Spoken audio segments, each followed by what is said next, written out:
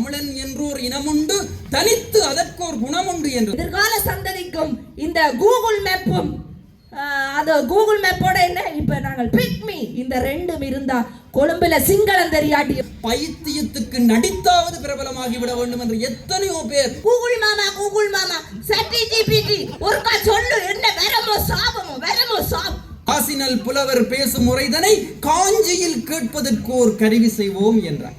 ஆட்டிய பேரடி அந்த ஆளுக்கு. ஒருங்கிணைப்பு கூட்டங்கள் என்று நடைபெறுகின்றதே எதற்காக நடைபெறுகிறது?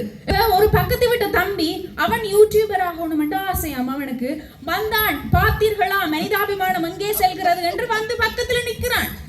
இந்த நேரத்துல அத வீடியோ எடுத்து ஸ்லோ மோஷன்ல ஒரு சேட் மியூசிக்கோட அப்படி விட்டால் தான் அவன் யூடியூபர். பட்டியல் போடுங்க. என்ன கதைக்கிறீர்கள்? இந்த இனம் மீண்டும் எழுந்து வாழ்ந்து வளருவதற்கான வாய்ப்பே இல்லை என்பதை செல்லும் செல்லாத எல்லாம் செட்டியாட்டதில் அப்படித்தான். நாங்க 400 ரூபாய் சாரிய 4 நாளுக்குள்ள ஓடி போய் வேண்டுறோம். பொய்யாமை ஆற்றின் நரம்புற செய்யாமை நன்று என்று திருவள்ளுவர் தடுக்க வேண்டிய எத்தனையோ மரணங்களை இந்த சமூக வலைத்தளங்களை நிகழ்த்தி இருக்கிறது. காத்தான் கூத்து பார்க்க வேண்டிய தமிழ் சமூகம் கைத்தொலைபேசிகளிலே சாத்தான் கூத்து பார்த்து கொண்டிருக்கிறது. கை தட்டுகிற எண்ணம் இருந்தாலும் கையிலே இருக்கிற கைத்தொலைபேசிகளினாலே அதை தவிர்த்திருக்கக்கூடிய யூடியூபர்ஸ்களே. நீங்க எல்லாரும் பொதுக்கூட்டம் போட்டு வீட்டுக்கு போன நேரத்துல நாங்கள் Facebook லைவ் போட்டு மன்றத்துக்கு போனாங்க. நாங்கள் அதையெல்லாம் நாங்கள் பாவிக்காதவர்கள். நாங்கள் அங்கு ஆசியா கண்டத்தில் இருந்து ஆப்பிரிக்கா கண்டத்தில் இருந்து ஒரு புறக்கணிக்கப்பட்டவர்களாக தொட்டாலே டெட்டால் போடுகிற ஒரு டீம் லேபிள் பண்ணி விட்டார்கள் என்றே நகைச்சுவையாக பேச தெரியாது. நான் உண்மையாகத்தான் பேசுகின்றேன்.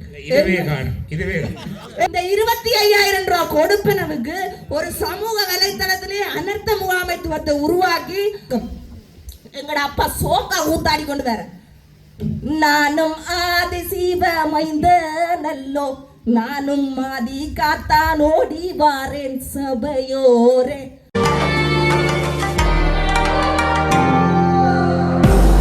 முதற்கண் வணக்கம் கூறி நடுவ பெருந்தகை அவர்களே, எந்தரப்புவாதிகளே, எதிர்த்தரப்புவாதிகளே, பார்வையாளர்களாக குமிந்து கிடக்கின்ற அன்பு உள்ளங்களே, உங்கள் அனைவருக்கும் எனது இந்நேர இரவு நேர தென்றல் கலந்த வணக்கங்கள். இடையிடையே கைகளை தட்டி கொள்ளுங்கள். அப்படி என்றால் தான் சுவாரஸ்யமான பேச்சுக்களை நாங்கள் அள்ளி தெளிப்போம். அப்படி என்றால் தெளிக்க மாட்டோம் என்பது கருத்தல். நடுவர் அவர்களே, முதலாவது கட்டத்தை நான் தொட்டுக்கொண்டு செல்கின்றேன். இங்கே 15 வருட காலமாக வாழ்ந்தவள். இந்த விழாத்தியிலே எத்தனையோ விழாத்திகள் காய்த்து நிற்க இங்கே இருந்த புனர்வாழ்வு தங்கைகளுக்கும் அண்ணன்மார்களுக்கும் நாங்கள் உணவளித்த காலம் இருக்கின்றது. அன்றைய காலத்திலே இந்த சமூக வலைத்தளங்கள் இருந்திருந்தால் அந்த நிலையை வேறு நடுவர் அவர்களே என்கின்ற பதிவினை சர்வேஸ்வரன் அண்ணா அவர்களுக்கான தலைப்பாக கொடுத்து வருகின்றேன் என்கின்ற தலைப்புக்குள் அருந்ததி நிறுவனத்தின் மாற்று மோதிரத்து நான் நடத்துகின்ற இந்த தலைப்பு சமூக வலைத்தளங்கள் எங்களுக்கு பெருக்கமாயிருப்பது வரமா சாபமா, நன்மையா தீமையா, அதை பயன்படுத்துபவர்கள் நன்மையாக பயன்படுத்துகிறார்களா தீமையாக பயன்படுத்துகிறார்களா என்பது அல்ல கேள்வி. என்னுடைய அன்பு சகோதரி சோகினா அவர்கள் வந்து நாங்களும் ஊடகத்தை பயன்படுத்துகின்றோம், சமூக வலைத்தளத்தை பயன்படுத்துகின்றோம், எதிரானவர்கள் அல்ல என்று சொன்னார். அப்படி என்றால் அது வரந்தானே. 3 பேற்ற மடியையும் ஒரு பாருங்க நடுவர் அவர்கள். 3 பேற்ற மடியிலையும் தொலைபேசி இருக்கின்றது. தொலைபேசிக்குள்ளே இருக்கின்ற விடயத்தை விடுத்து பாவம் அந்த யூடியூபர்களை மட்டும் வச்சு கதை என்று கதைச்சு அறுத்து கொண்டு போட்டு போயிருக்கிறீங்க. ஏன் மற்றது கொண்டதை கதைக்கிற நீங்க? கூகுள் இருக்கிறது, டிண்டிங் இருக்கிறது, பேஸ்புக் இருக்கிறது, ஏன் எங்களுடைய ஜூம் ஐடி இருக்கிறது. அதை விட இப்ப ரீசெண்டா கண்டுபிடிச்சிருக்கிறாங்க ChatGPT. அருமையானது. சமூக வலைத்தளங்களை கதையுங்களை அதை விட்டுட்டு யூடியூபுக்கு மட்டும் சுத்துறீங்க. இன்று நாங்கள் குறைந்தவர்களுக்கு மத்தியிலே பட்டிமன்றம் செய்கின்றோம் என்று நீங்கள் நினைக்கின்றீர்கள் அல்ல, நாளைக்கு இது எத்தனை பேரிடம் போய் செல்லும் என்பது அத்தனை பேர்களிலும் இருக்கின்ற கைகளிலே இருக்கின்ற சமூக வலைத்தளம் தான் நடுவர் அவர்களே. அதை மறந்துவிடக் கூடாது. அடுத்ததாக நான் வருகின்றேன். சோகினா அவர்கள் சொன்னார், உங்களுடைய சமூக வலைத்தளங்களால் என்னென்ன நன்மை இருக்குன்னு பட்டியல் போடுங்க. என்ன கதைக்கிறீர்கள்? இல்ல என்ன பிதற்றுறீர்கள் தான் கேட்க வேண்டும். என்ன நன்மை இல்லை சோசியல் மீடியாவில் சமூக வலைத்தளத்தில்? என்ன இல்லை? கல்வி இல்லையா? மருத்துவம் இல்லையா? விவசாயம் இல்லையா? உணவு இல்லையா?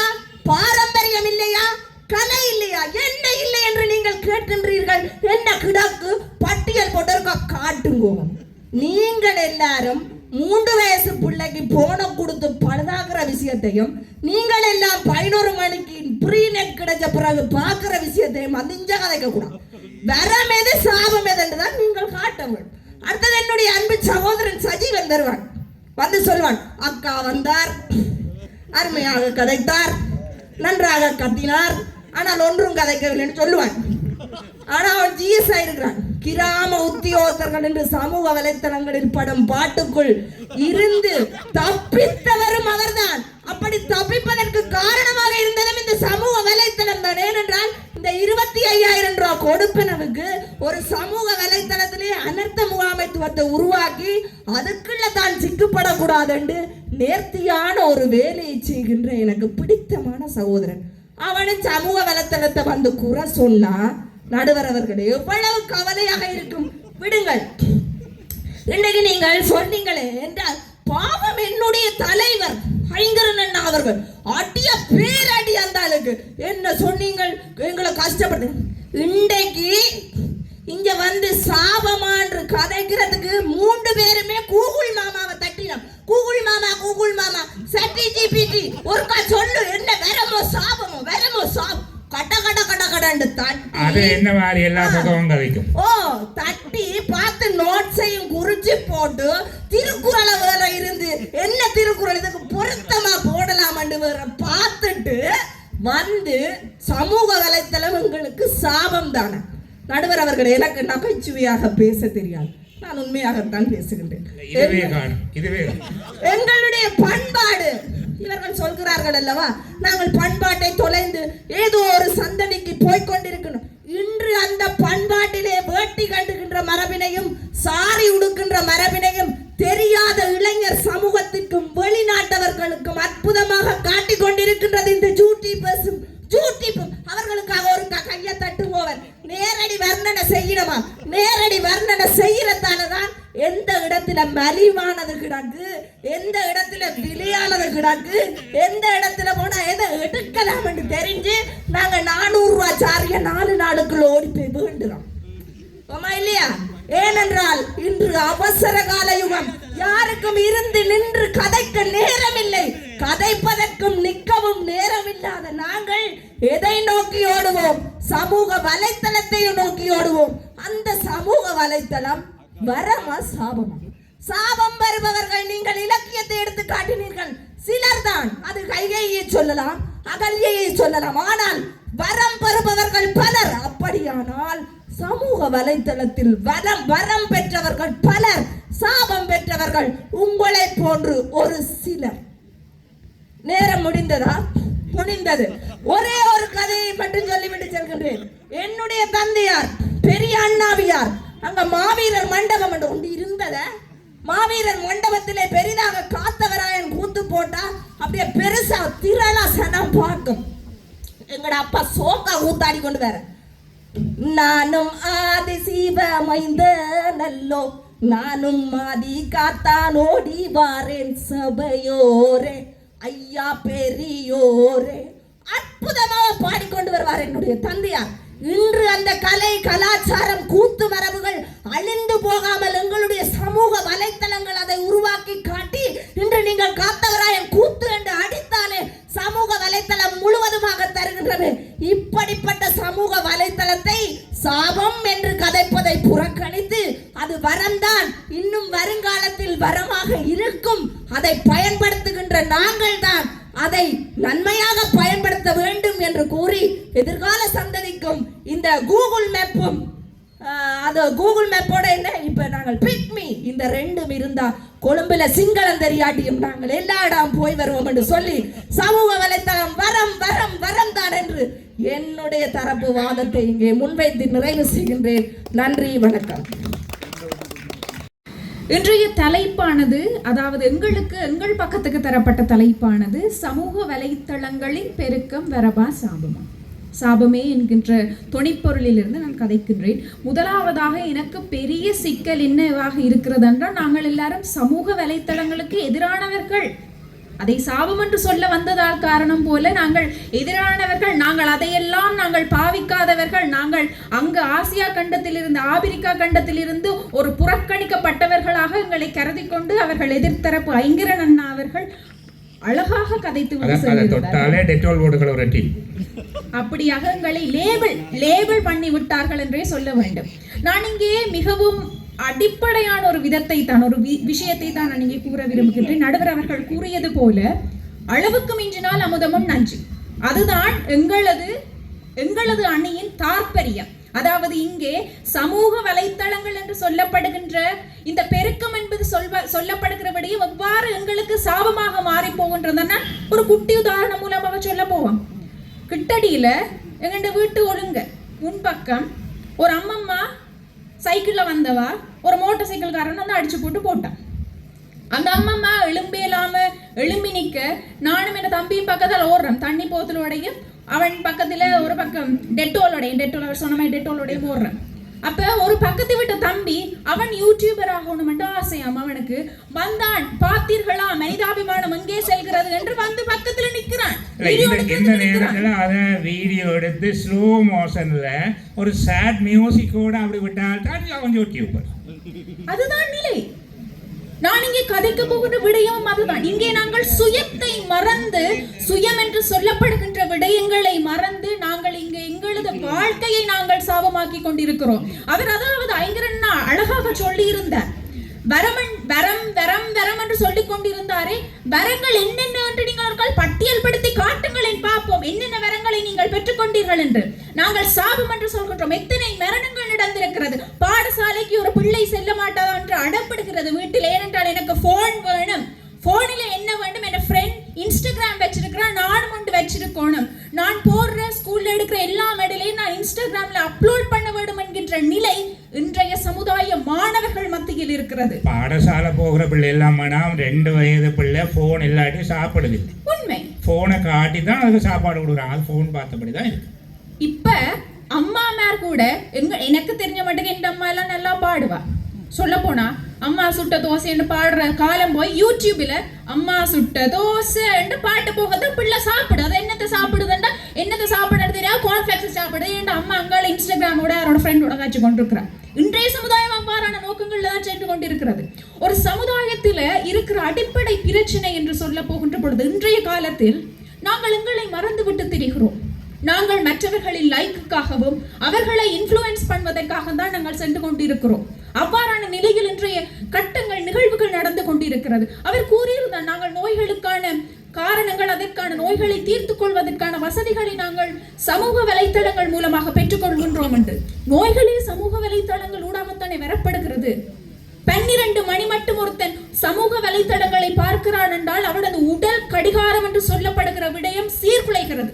ஒரு மனிதனுக்கு 8 மணி நேரம் நித்திரை தேவைப்படுகின்ற என்கின்ற பொழுது அங்கே அவன் 1 மணி 2 மணி என்று தொடர்ச்சியாக மாதக்கணக்காக அந்த பழக்கம் தொடர்கின்ற பொழுது அவனுக்கு உடற்பருமன் வருவதாக நான் சொல்லவில்லை. அமெரிக்க மருத்துவ ஆய்வு நிறுவனம் இதை ஆய்வு அறிக்கையுடன் நிறுவி இருக்கிறது. சமூக வலைத்தளங்கள் என்று சொல்கின்ற பொழுது அவர் அழகாக எடுத்தெடுத்து கூடியிருந்தால், ஐயோ எனக்கு வெட்டுவதற்கு எவ்வாறு வெட்டுவது என்று தெரியாமல் இருக்கிறது. உதாரணத்துக்கு சொல்லியிருந்தால், நாங்கள் பேஸ்புக்கில் எழுதி கொண்டு இருக்கிறார்களாம். எத்தனையோ பேர் எழுதுவதற்கு தூண்டுதல்களாக இருக்கிறார். நான் கேட்கிறேன், எத்தனை பேர் வாசிக்கிறீங்க? ஐங்கரன் நவோத வாசிக்கிறாரோ எனக்கு தெரியல. எத்தனை பேர் வாசிக்கிறீங்க? உங்களுக்கு ஒரு புத்தகத்திலே கையெழுத்துக்கள் பிழை இல்லாமல் எழுத தெரியாத காலத்தில் நாங்கள் வாழ்ந்து கொண்டிருக்கிறோம். இல்ல, அவர் அழகாக நாசுக்காக சொல்லியிருந்தாருமா, நீங்க எல்லாரும் பொதுக்கூட்டம் போட்டு வீட்டுக்கு போன நேரத்துல நாங்கள் Facebook லைவ் போட்டு மன்றத்துக்கு போனாங்க. அப்படி என்று சொல்லப்படுகின்றவர்கள், உதாரணத்துக்கு சொல்ல போனால், நாங்கள் இப்பொழுது சமூக வலைத்தளங்கள்ல என்னத்தை நாங்கள் பார்க்கிறோம்? நாய்க்குட்டி கத்துறதையும் பூனைக்குட்டி மியாவும் மியான்னு சொல்றதையும் தான் நாங்கள் சமூக வலைகள்ல பார்த்து கொண்டிருக்கிறோம்.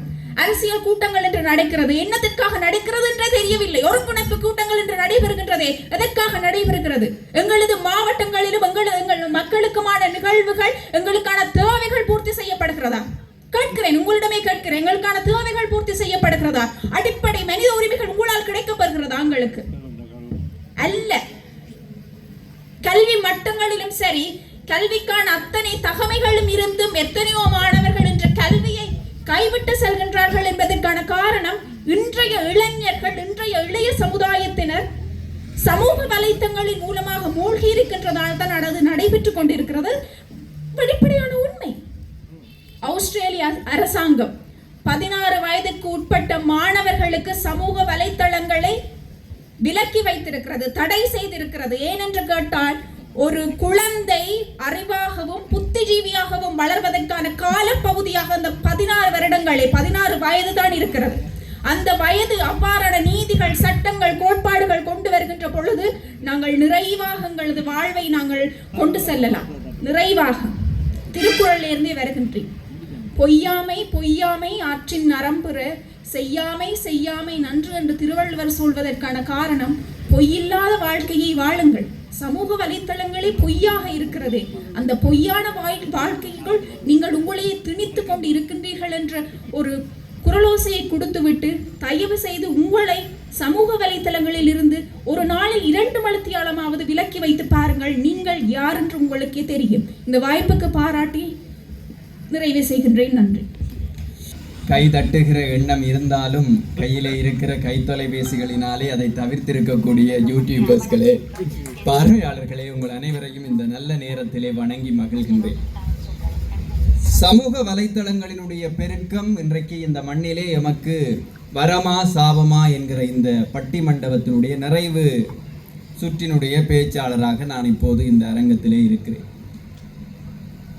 மரியாதைக்குரிய சகோதரி செல்வதி அம்மா அவர்கள் நிறைவாக ஒரு விடயத்தை சொல்லி இந்த சபையிலே இருந்து விலகி போனார். தன்னுடைய தந்தையாரினுடைய பெருமையை இந்த மேடையிலே சொன்னார். காத்தவராயன் காத்தான் கூத்து அவர் ஆடினால் எப்படி இருக்கும் என்று.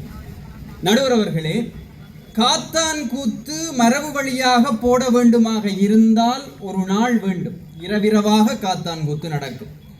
இன்றைக்கு நீங்கள் காத்தான் கூத்து பார்க்க வேண்டிய தமிழ் சமூகம் கைத்தொலைபேசிகளிலே சாத்தான் கூத்து பார்த்து கொண்டிருக்கிறது. இதை நாங்கள் ஏற்றுக்கொள்ள வேண்டும். ஒரு இரவு முழுமையாக இருந்து காத்தவராயன் கூத்து பார்க்க முடியாத ஒரு சூழல் எங்களுக்கு வந்தபோது அதை சில மணி நேரமாக குறைத்து அந்த கூத்தை போட்டார்கள். அது தெரியும் உங்களுக்கு.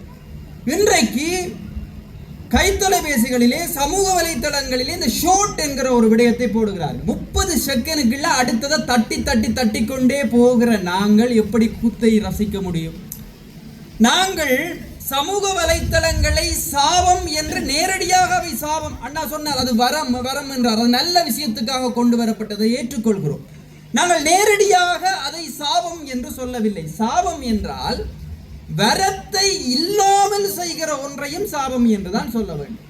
எங்களிடத்திலே இருந்த ஏராளமான வரங்களை, எங்களுக்கு இனி எதிர்காலத்திலே வரக்கூடிய ஏராளமான வரங்களை இந்த சமூக வலைத்தளங்கள் இல்லாமல் செய்து கொண்டிருக்கிறது என்கின்ற ஆதங்கத்தினாலே தான் நாங்கள் 3 பேரும் இந்த பக்கத்திலே இருந்து பேசிக் கொண்டிருக்கிறோம். இதை நீங்கள் பிழையாக விளங்கிக் கொள்ளக்கூடாது. மற்றும்படியாக நாங்கள் சமூக வலைத்தளங்களுக்கும் கைத்தொலைபேசிகளுக்கும் எதிரானவர்கள் கிடையாது. பாரதி பாடுகிற போது மிக தெளிவாக பாடினார். காசினல் புலவர் பேசும் முறைதனை காஞ்சியில் கேட்பதற்கு ஒரு கருவி செய்வோம் என்றார். அந்த கருவிதான் இப்போது உங்களிடத்திலே இருக்கிறது. அந்த கருவியை வைத்துத்தான் நீங்கள் சமூக வலைத்தளங்களே, எங்கள் எல்லோரும் 3 பேருடைய மடிகளிலும் அது இருக்கிறது, அந்த கருவி இருக்கிறது என்று அக்கா அவர்கள் சொன்னார். அவர் சொல்லிவிட்டு கூகுளை சொன்னார், ChatGPTயை சொன்னார். என்னுடைய கைத்தொலைபேசியிலே திருக்குறள் இருக்கிறது, பெரிய புராணம் இருக்கிறது, கந்த புராணம் இருக்கிறது, எல்லாம் இருக்கிறது. அவை சமூக வலைத்தளங்கள் கிடையாது.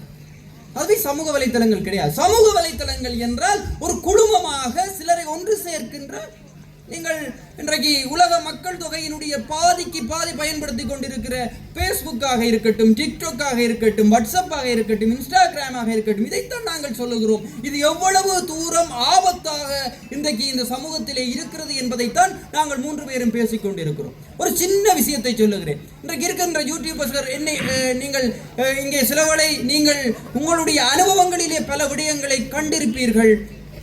அண்மையிலே இந்த மழை அடித்தது. இன்றைக்கு எங்களுக்கு நடுவராக இருக்கக்கூடியவர் உதவி தேர்தல்கள் ஆணையாளர் கிளிநொச்சி மாவட்டத்தினுடைய. அதற்கு முன்பதாக அவர் சமூக சேவை உத்தியோகத்தர் அதிகாரியாக இருந்து அந்த பதவிக்கு போனவர். யாரோ ஒரு யூடியூபர் தன்னுடைய தளத்திலே ஏழை மக்களுக்கு, அதுவும் குறிப்பாக வயோதிபர்களுக்கு கட்டில் வழங்கப்படுகிறது பிரதேச செயலகங்களிலே, போங்கள் என்று ஒரு செய்தியை, தவறான செய்தியை பரப்பினார். மழை அடித்து டித்வா புயல் ஓய்ந்த மறுகணம் ஏராளமான முதியவர்கள் முச்சக்கர வண்டிகளை பிடித்துக் கொண்டு தங்களுடைய பேரன் பேத்திகளை கேட்டு ஏறி வந்து கிராம உத்தியோகத்தர்களுடைய அலுவலகங்களிலே காத்து கிடந்தார்கள். நடுவர்களே, அந்த காட்சியை பார்க்கிறது அவர்களுக்கு இயலாது, முடியாது. ஆனால் அந்த கட்டிலை பெற்றுவிட வேண்டும் என்கின்ற ஆதங்கத்திலே வந்தார்கள், ஆசையிலே வந்தார்கள். வந்தவர்களுக்கு தெரியாது அது எப்படி கொடுக்கப்பட்டது என்று. ஆனால் தவறான செய்தியை பரப்பியவர் தன்னுடைய வீட்டிலே சுகமாக இருக்கலாம். அது ஷேர் பண்ணப்பட்டு அதற்கு வருகின்ற பார்வைகளின் அடிப்படையில் அவர் பணங்களை பெற்று சம்பாதித்திருக்கலாம். ஆனால் அதற்கு பின்பதாக ஏராளமான முதியவர்கள் அங்கலாய்ப்போடு ஒவ்வொரு கிராம அலுவலகங்களிலும் பிரதேச செயலகங்களிலும் சென்று அங்கலாய்த்த அந்த அங்கலாய்ப்புக்கு அவர் பதில் சொல்லுவாரா? இதைத்தான் நாங்கள் சாபம் என்று சொல்லுகிறோம். இன்றைக்கு முகப்புத்தகத்திலே ஒரு பெரிய மனிதன் ஒரு பதிவை துணிந்து இட முடியாத ஒரு சூழல் இருக்கிறது. யார் யார் என்று தெரியாது. ஒரு விசிலடித்தான் குஞ்சுகள் எல்லாம் வந்து கருத்தெடுகிறார்கள். இன்றைக்கு சமூகத்திலே ஒருவரை பற்றி கதைத்து விட்டால் அவர் தன் நேரலையிலே வந்து தன்னை பற்றி அவதூறு பரப்பி விடுவாரோ என்பதற்காக பலருடைய வாய்கள் பூட்டு போட்டு கிடக்கிறது. நடுவர்களே, ஒரு நல்ல செய்தியை இந்த மண்ணிலே விதைக்க முடியாத ஒரு சூழல். எதிர்காலத்திலே நல்ல தலைமையை, நாங்கள் சிந்தனை தெளிவுள்ள ஒரு தலைமையை இந்த மண்ணுக்கு தர முடியாத ஒரு ஆபத்தான அபத்தமான நிலையை சமூக வலைத்தளங்கள் உருவாக்கி இருக்கிறது. மிக குறுகிய காலத்திலே பிரபலமாக வேண்டும் என்கின்ற ஒரு அற்ப ஆசையுடைய எதை செய்தாலும் பிரபலமாகி விடலாம், எதையாவது செய்து பிரபலமாகி விட வேண்டும், பைத்தியத்துக்கு நடித்தாவது பிரபலமாகி விட வேண்டும் என்று எத்தனையோ பேர் கங்கணம் கட்டி கொண்டிருக்கிறார்கள். தங்களுடைய சொந்த வாழ்க்கையினுடைய அந்தரங்கங்களை வெளியிட்டாவது நான் பணம் சம்பாதித்து விட வேண்டும், சமூக வலைத்தளங்களிலே முன்னுக்கு வந்து விட வேண்டும் என்று நினைத்துக் கொண்டிருக்கிறார்கள். நான் நிறைவாக ஒன்றை சொல்லுகிறேன். இந்த மண்ணிலே இருப்பவர்கள் தமிழர்களை நீங்கள் கொண்டாடுங்கள். கொண்டாடினார்கள். எப்படி கொண்டாடினார்கள்? தமிழன் என்று ஒரு இனமுண்டு, தனித்து அதற்கு ஒரு குணமுண்டு என்று சொன்னார்கள். தமிழன் என்று சொல்லடா, தலை நிமிர்ந்து நில்லடா என்று சொன்னார்கள். நடுவர்களே, பார்வையாளர்களே, இன்றைக்கு எங்கேயாவது தலை நிமிர்ந்து நிற்கக்கூடிய ஒரு இளைஞனை உங்களால் பார்க்க முடியுமா?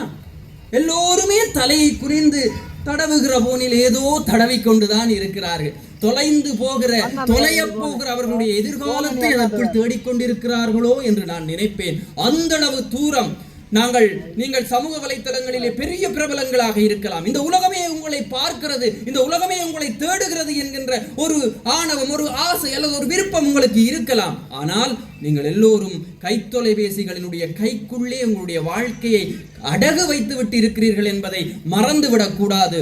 எனவே நல்ல எதிர்காலத்தை, நல்ல இளைஞர்களை இந்த மண்ணிலே உருவாக்க வேண்டுமாக இருந்தால் இந்த சமூக வலைத்தளங்கள் எங்களுக்கு எவ்வாறான தீமையான விடயங்களை, சாபமான விடயங்களை விதைக்கிறது என்பதை முதலில் விழிப்போடு அவதானித்துக் கொண்டு அதை ஏற்றுக்கொண்டு அதற்கு பிறகு அதற்குள்ளே இருக்கிற நன்மைகளை நோக்கி நாங்கள் பயணப்பட வேண்டும். நிறைவாக சொல்லுகிறேன், அண்ணன் சொன்னான், ஐங்கரன் அண்ணா அவர்கள் வந்து சொன்னார், எத்தனையோ மரணங்களை தடுத்திருக்கிறது என்றார். ஆனால் தடுக்க வேண்டிய எத்தனையோ மரணங்களை இந்த சமூக வலைத்தளங்களே நிகழ்த்தி இருக்கிறது. நடுவர்களே, சமூக வலைத்தளங்களிலே பதிவிட வேண்டும், மோட்டார் வாகனத்திலே ஒரு சில்லை தூக்கி ஓட வேண்டும், அவனோடி பதிவு போட்டு விட்டான் நானும் போட வேண்டும் என்று எத்தனையோ இளையவர்கள் அந்த அங்கலாய்ப்பிலேயே தங்களுடைய பெற்றோரிடத்திலே இருந்து பணத்தை எடுத்து அவர்களை தற்கொலை செய்ய வைத்து சமூகத்தின் மத்தியிலே அவர்களை கடனாளியாக்கி இவர்கள் அந்த வாகனங்களை ஓடி வீதியிலே விபத்துக்குள்ளாகி இறந்து வாழ்ந்திருக்க வேண்டிய எத்தனையோ உயிர்கள், எத்தனையோ இளையவர்கள், இந்த நாட்டினுடைய எதிர்காலங்கள் அநியாயமாக பேனர்களிலே தொங்குகிற போது நான் பார்ப்பேன், பிறந்த திகதி எல்லாம் 2000, 2001, 2002 இந்த வயதிலே நீ இறக்க வேண்டுமா என்கிற கேள்வியை கேட்கிற போது நேரடியாகவோ மறைமுகமாகவோ இந்த சமூக வலைத்தளங்களுடைய தாக்கம் தான் சாபமாக இந்த மண்ணிலே இருக்கிறது என்பதை சொல்லி விடைபெறுகிறேன். நன்றி, வணக்கம். தாயை முதல் வணங்கி அவைக்கு வருகின்றேன். இந்த ஒரு அருமையான நிகழ்வினை நடாத்தி கொண்டிருக்கக்கூடிய அருந்ததி நிறுவனத்தினருக்கும் சபையிலே அமைந்திருக்கக்கூடிய பேச்சாளர் பெருமக்களுக்கும் அவை அணி செய்கின்ற அனைத்து நல்லுள்ளங்களுக்கும் என்னுடைய இந்நேர இரவு வந்தனங்களை தெரிவித்துக் கொள்கிறேன். இந்த நிகழ்வு முடிவடைந்து வீடு சென்றதன் பின்னர் எனது கைத்தொலைபேசியிலிருந்து ஃபேஸ்புக், வாட்ஸ்அப், வைபர் போன்றவற்றை அன்இன்ஸ்டால் பண்ணுவதற்கான முடிவோடு நான் பேச வந்திருக்கிறேன். பயமாக இருக்கிறது. இப்படிப்பட்ட ஒரு சமூக வலைத்தளங்களூடாகவா நாங்கள் இந்த வாழ்க்கையை வாழ்ந்து கொண்டிருக்கிறோம் என்று பயமாக இருக்கிறது. ஒரு பழமொழி சொல்லுவார்கள், ஆடத் தெரியாதவன் மேடை சரியில்லை என்று சொல்லுவானா. பாடத் தெரியாதவன் மைக் சரியில்லை என்று சொல்லுவானாம், பேச தெரியாதவன் சபை சரியில்லை என்று சொல்லுவானாம், வாழத் தெரியாதவன் சமூக வலைத்தளங்கள் சரியில்லை என்று சொல்லுவார்கள். இந்த அடிப்படையை நீங்கள் புரிந்து கொள்ள வேண்டும். இந்த சமூக வலைத்தளங்கள் என்கின்ற ஒற்றை காரணியை பிடித்துக் கொண்டு சமூகத்திலே நாங்கள் செய்கின்ற அத்துணை பிழைகளையும் மறைத்துக் கொண்டிருக்கின்றோம். ஒரு பெற்றோர் ஒரு பிள்ளைகளுக்கு செய்ய வேண்டிய கடமைகளை செய்ய தவறிக்கொண்டு பெற்றோருக்குரிய அந்த உயர் ஸ்தானத்திலே தங்களை வைத்திருக்காமல் வாழ்க்கையில் தவறவிட்டுக் கொண்டு, ஒரு ஆசிரியர்கள் ஆசிரியத்துவத்தினுடைய மகத்துவத்தை காப்பாற்றுவதை தவறிக்கொண்டு, ஒரு அரசியல்வாதிகள் தங்களுடைய இனத்தை வழிநடாத்துகின்ற அந்த பொறுப்பிலிருந்து பிறழ்ந்து கொண்டு, ஒரு சமூக நிறுவனங்கள் சமூக பொறுப்போடு இயங்காமல் இருந்து கொண்டு, அத்துணைக்குமான ஒற்றை காரணியாக சமூக வலைத்தளம் என்கின்ற ஒன்றை சொல்லுகிறோம் என்று சொன்னால், இந்த இனம் மீண்டும் எழுந்து வாழ்ந்து வளருவதற்கான வாய்ப்பே இல்லை என்பதை உங்களுடைய தீர்ப்பு சொல்லிவிடும். அதை மனதில் கொள்ள வேண்டும். ஒரு சமூக வளமை ஒன்று இருக்குது, செல்லும் செல்லாத எல்லாம் செட்டியாற்றுதல். அப்படித்தான் அத்துணைக்குமான ஒற்றை காரணியாக என்ன மனநிலையோடு இவர்கள் இந்த சமூக வலைத்தளத்தை பேசுகிறார்கள் என்று எனக்கு தெரியவில்லை. கொஞ்சம் சிந்தித்து பாருங்கள். ஒரு 2 வயது பிள்ளை கைத்தொலைபேசி இல்லாமல் உணவு சாப்பிடுவதில்லை என்று சொன்னால் அது யாருடைய தவறு? அது யாருடைய தவறு? ஒன்று சாப்பாட்டுல பிள்ளை, 2வது அம்மாவில் பிள்ளை. பாட்டு பாட அம்மாவுக்கு தெரியல போன்ல போடினோம் என்று சொன்னால் அது யாருடைய தவறு? அந்த அம்மாவினுடைய தவறு. அப்படி பாட தெரியாத அம்மாவுக்கு உதவியாக இருக்கின்ற இந்த சமூக வலைத்தளத்தை எவ்வாறு நீங்கள் குற்றம் சொல்ல முடியும்? நாம் அதை பலவீனமாக மாற்றி இருக்கிறது. எவ்வாறு சமூக வலைத்தளம் ஒரு பலமாக எங்களுக்கு இருக்கிறதோ இன்றைக்கு நாங்கள் அதை பலவீனமாக மாற்றுகிறோம் என்று சொன்னால் அது யாருடைய தவறு? சமூக வலைத்தளங்களுடைய தவறா, சமூக வலைத்தள பயன்பாட்டினுடைய தவறா என்பதை நீங்கள் தெளிவாக உங்களுடைய தீர்ப்புரையிலே சொல்ல வேண்டும். நான் கேட்கிறேன், ஒரு காலத்திலே நாங்கள் மாட்டு வண்டியிலே சென்று கொண்டிருந்தோம், விபத்துக்கள் கிடையாது. சைக்கிளிலே சென்று கொண்டிருந்தோம், விபத்துக்கள் கிடையாது. மோட்டார் சைக்கிளிலே சென்று கொண்டிருந்தோம், அங்கங்கே விபத்துக்கள் இருந்தது. இன்னைக்கு அதைவிட சொகுசு வாசல்களிலே செல்கிறோம், விபத்துக்கள் அதிகமாக இருக்கிறது. அப்படி என்றால் இந்த வாகன இறக்குமதிகளை தடை செய்து மீண்டும் நாங்கள் சைக்கிளை நோக்கி பயணிக்கலாம் என்று சொன்னால் இந்த வாழ்வியல் இன்றைக்கு நடைமுறை சாத்தியமானதா? எப்போது என்ன செய்ய வேண்டும் என்றால், ஒரு வாகனத்தை எவ்வாறு ஓட்ட வேண்டும், இந்த வீதியினுடைய விதிமுறைகளை எவ்வாறு கடைபிடிக்க வேண்டும் என்ற விழிப்புணர்வு சமூகத்தில் ஏற்படுத்தப்பட வேண்டுமே ஒழிய வாகனங்களுடைய இறக்குமதியை தடை செய்தல் என்பதும் அதனை கட்டுப்படுத்தல் என்பதும் ஒரு உலகத்தினுடைய போக்கிலிருந்து எங்களை புரள்வடைய செய்து மீண்டும் ஒரு பிற்போக்கான வாழ்க்கைக்குள் நாங்கள் செல்வதற்கு வழிவகுத்துவிடும். எனவே உலகம் போகிற போக்கிலேயே வாழ்ந்து கொண்டு உன்னிப்பாக அவற்றை கவனித்து தெளிவான வாழ்க்கையை வாழுதல் என்பதை இந்த சமூகத்திற்கு சொல்லித்தர மறுத்தவர்கள் அல்லது மறந்தவர்கள் அல்லது தவறியவர்கள் அந்த பொறுப்பில் இருந்து விலகி சமூக வலைத்தளங்களை கைகாட்டுதல் என்பது தவறு என்பதை நான் பதிவு செய்கிறேன். நான் ஒரு வங்கியலாளன். எங்களுடைய வங்கிகள் கண்ணிமயப்படுத்தப்படாத சேவைகள் இருக்கின்ற பொழுது ஒரு வங்கி சேவையை ஒரு வாடிக்கையாளன் பெறுவது என்பது மிக கடினமான காரியம். ஆனால் பாதுகாப்பு, பணத்திற்கு எந்த பிரச்சனையும் இருக்காது. யாரும் ஒருவருடைய பணத்தை சூறையாடிவிட முடியாது. இன்றைக்கு அது கண்ணிமயப்படுத்தப்பட்டு கைத்தொலைபேசிக்குள் வங்கி என்கின்ற நிலைமை வந்துவிட்டது. இந்த மேடையில் இருந்து கொண்டு என்னால் 10 வங்கி சேவையை 5 நிமிடங்களுக்குள் செய்துவிட முடியும். ஒரு பில் நான் பே பண்ண முடியும், என்னுடைய இன்னொரு நண்பருக்கு பணத்தை அனுப்ப முடியும், என்னுடைய வங்கியினுடைய கணக்கில் இருக்கிற பணத்தை நான் என்னால் மீண்டும் விசாரித்து பார்க்க முடியும், அத்துணையும் செய்ய முடியும். அத்தனை வசதிகளும் இருக்கிற அதே வேளை அதனோடு ஆபத்தும் இருக்கும். அந்த இதனை இன்னொருவர் பயன்படுத்துவதற்கான ஆபத்துகளும் இருக்கும். அதை எவ்வாறு பயன்படுத்துவது, அதற்கான பாதுகாப்பு முறைகள் என்பதும் கூட இருக்கும். எனவே நான் மீண்டும் இங்கிருந்து சென்று வங்கியிலே காசு எடுத்துக்கொண்டு எங்களுடைய இலங்கை மின்சார சபைக்கு சென்று அங்குதான் நான் அதை பே பண்ண போகிறேன் பில்லை என்று சொன்னால் நீங்கள் தாராளமாக செய்யலாம். ஆனால் அதற்கு எடுக்கக்கூடிய நேரம் எவ்வளவு, அதற்கான உங்களுடைய வாழ்வியல் செலவு என்பதை பார்க்க வேண்டும். அதையே இங்கிருந்து கொண்டு நீங்கள் 20 வினாடிக்குள் செய்துவிட முடியும். ஆனால் ஆபத்தும் இருக்கிறது. இதை நீங்கள் புரிந்து கொள்ள வேண்டும். ஒரு சமூக வலைத்தளம் என்பது இப்படித்தான். உங்களுக்கான வசதிகளை அதிகரித்து விட்டிருக்கிறது, உங்களுக்கான வாய்ப்புகளை அதிகரித்து விட்டிருக்கிறது, கூடவே ஆபத்துக்களையும் கொண்டிருக்கிறது. அந்த விழிப்புணர்வோடு நீங்கள் அதை அணுக வேண்டும். இன்றைக்கு ஒரு உங்களுடைய சமூகத்தில் எனக்கு உடுப்பு கடைகள் அதிகமாகிக் கொண்டிருக்கிறது. வாய்ப்பா அச்சுறுத்தல் என்றால் வாய்ப்பு தான். எங்கே விலை குறைவு, எங்கே தரமான உடுப்பு பார்த்து நான் வாங்க முடியும், அதை அச்சுறுத்தல் என்று சொல்வதா? ஒரு சாப்பாட்டு கடைகள் அதிகமாக இருக்கிறது, அங்கே நான் எங்கே தரமான உணவு கிடைக்கிறது, விலை குறைந்த உணவு கிடைக்கிறது என்று பார்த்து வாங்கி சாப்பிட முடியும். சாப்பாட்டு கடைகள் அதிகமாக திறக்கிறது என்பதற்காக என் மனைவி வீட்டிலே சமைக்க மறுக்கிறார் என்று சொன்னால் அது என்னுடைய வீட்டு பிரச்சனை, அது நாட்டு பிரச்சனை கிடையாது. அந்த வீட்டு பிரச்சனையை நீங்கள் நாட்டு பிரச்சனையாக ஒரு பொதுமைப்படுத்த முனைகிறீர்களே, அது தவறு என்பதை நான் பதிவு செய்கிறேன். இறுதியாக நான் ஒரு விடயத்தோடு முடிக்கிறேன். ஒரு உடுப்பு கடைக்குள்ள போனீங்க என்று சொன்னா அங்க 40 வயசுக்காரனுக்கு உடுப்பு இருக்கும், 4 வயசு பிள்ளைக்கு உடுப்பு இருக்கும். நீங்க 4 வயசு பிள்ளைக்கும் கூட சோர்ஸை போட்டீங்கடா பிள்ளை நாரை போய் நிற்கும், எல்லாருக்கும் முன்னுக்கு பரிசு கட்டுரும். 4 வயசுக்காரன் சோர்ஸை நீங்க போட்டீங்கடா முழங்கால் தாண்டி மேல போகாது. யாருக்கு என்ன உடுப்பு வேண்டும் என்று அத்தனை உடுப்புகளும் இருக்கிற ஒரு கடைக்குள் உங்களால் சென்று வாங்க முடிகிறது என்றால் சமூக வலைத்தளங்களும் அப்படியாகத்தான் இருக்கிறது. அதில் யார் எதை பயன்படுத்த வேண்டும் என்பது எனக்கு தெரியும், அல்லது நான் என் பிள்ளைக்கு அதை சொல்லிக் கொடுக்க வேண்டும். இந்த அடிப்படை புரிதல் உங்களுக்கு இருந்தாலே நீங்கள் விளங்கிக் கொள்ள முடியும். தயவு செய்து நீங்கள் அதை தெரிந்து கொள்ளுங்கள். ஒரு கேள்வியோடு முடிக்கிறேன். இந்த நாட்டிலே, இந்த சமூகத்திலே சமூக வலைத்தளங்களின் பயன்பாடு என்பது சட்டமாக்கப்பட்டிருக்கிறதா? ஒரு நாளிலே 2 மணித்தியாலங்கள் அல்லது 20 நிமிடங்களாவது நீங்கள் சமூக வலைத்தளங்களை பயன்படுத்த வேண்டும் என்ற கட்டாயம் இருக்கிறதா? அதை பயன்படுத்துவதா இல்லையா என்கின்ற தெரிவு, அந்த உரிமை யாருடைய கையிலே இருக்கிறது?